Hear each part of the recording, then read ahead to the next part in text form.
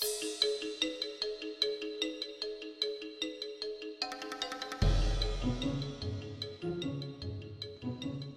and welcome to the next feature video for the Repopulation. I'm Joshua Hulls, the co-lead developer of the Repopulation. Today we're going to be looking at housing. We have three options for housing.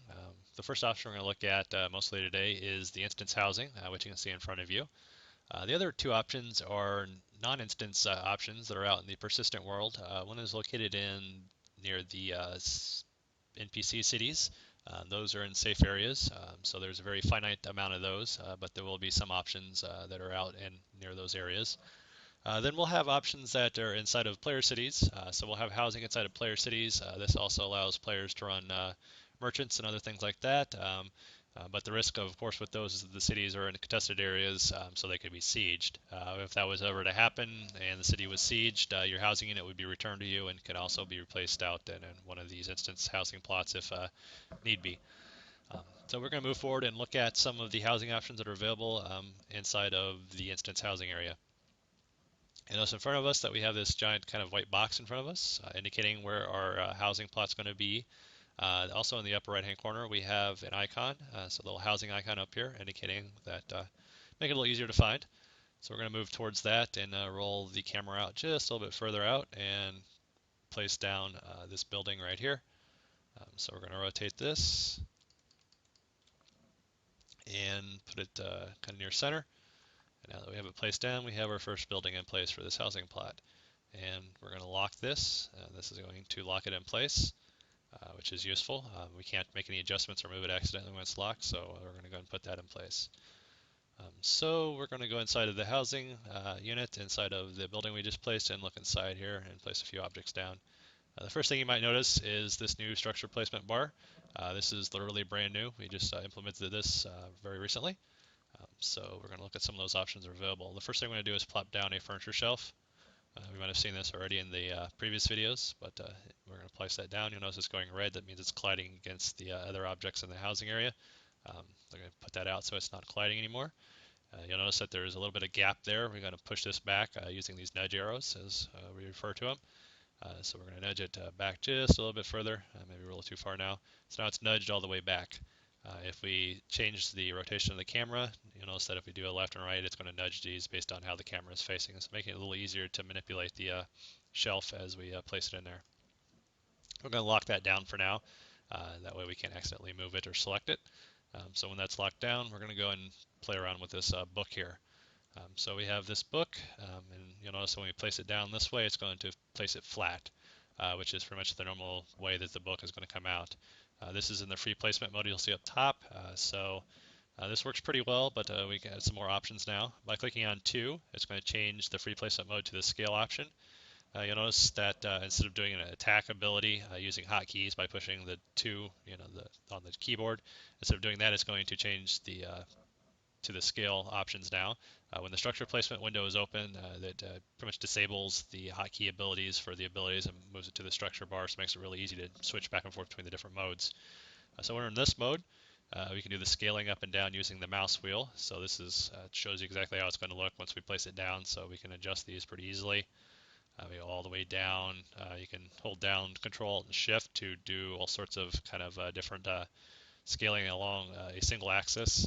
So we can get a really funky looking book, and I do mean some really funky looking book if we adjust these all the way, crazy ways. So you'll notice when it goes red, it's colliding against the shelf, so we don't want that, so we'll put it back out. So now that we've completely bastardized this book, if you want to go back to reset it, you'll see there's a reset option at the top. So if you push the 9 key, it'll completely reset the scale, so it makes us go back to factory defaults, which is very useful, especially once you've kind of manipulated and don't like it the way you had it manipulated. So we'll go and push the 3 key now. This will move us to the rotation options. As it would do the same thing with the mouse wheel, we'll notice that it's going to rotate it along the axis, the y-axis. So if we hold down the shift key, it'll manipulate it by 1 degree instead of 5, so it'll allow us a little even more finer detail. We'll put it back to 0. Holding down the control key, we can stand the book up by rotating along the x-axis. And if you hold down the Alt key, we can spin it along the Z-axis. So this allows us to really do kind of a finer placement of the rotation of the book. Now that we're happy with this rotation, we'll go ahead and just plop it down there and click the button down to place down the book. So now the book is placed in the world. If other players were around, they'd be able to see the book as it was placed into the game world. So we're going to click on this again. So with the free placement mode, kind of a thing that does get in the way is when you move the mouse around, of course, the object moves around. That's really how it was designed. So moving forward, if we don't want to do that, we can push the 4 key. This will change it to fixed placement mode. When we do that, you'll notice that the object is not moving with the mouse. So instead of having it move with the mouse, now we use the mouse wheel to move it up and down. So by doing that, we can now use the mouse wheel to adjust the height of the object. So you can see that it's slightly up in the air. This also disables collision as well, so we can go all the way through the very top part. So this allows us to place this object however we see fit. And besides moving it that way, we can hold down the Control and Alt keys to move it along the other axis as well. So now it's going along the X, so it's kind of pushing it back and forward just from our visual standpoint. Holding down the Alt key, we can move it along the other axis. Very useful, and also holding down the Shift key, as you'll notice, will do a little finer detail, allowing us for a little easier placement of the object. So now we can see that it's slightly floating in the air, which we don't want, so we can push that all the way back down so it's kind of flush now. The other options are pretty much the same as they were before. So we have the scale and rotate options. So just instead of having it move with the mouse, it just stays fixed in place, and we can adjust the scale and rotation, which is very useful if you don't want to move the object, you just want to adjust the rotation or the scale.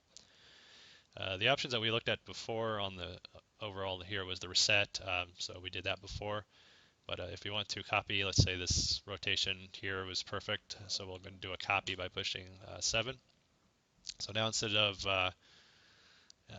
rotating this, we don't like that. We don't want to do a reset and push the rotation all the way back to 0. Instead of doing that, we'll just hit the paste by hitting 8, and now it's pasted back to the way it was before, which is very useful. Now it's back to the way we need it.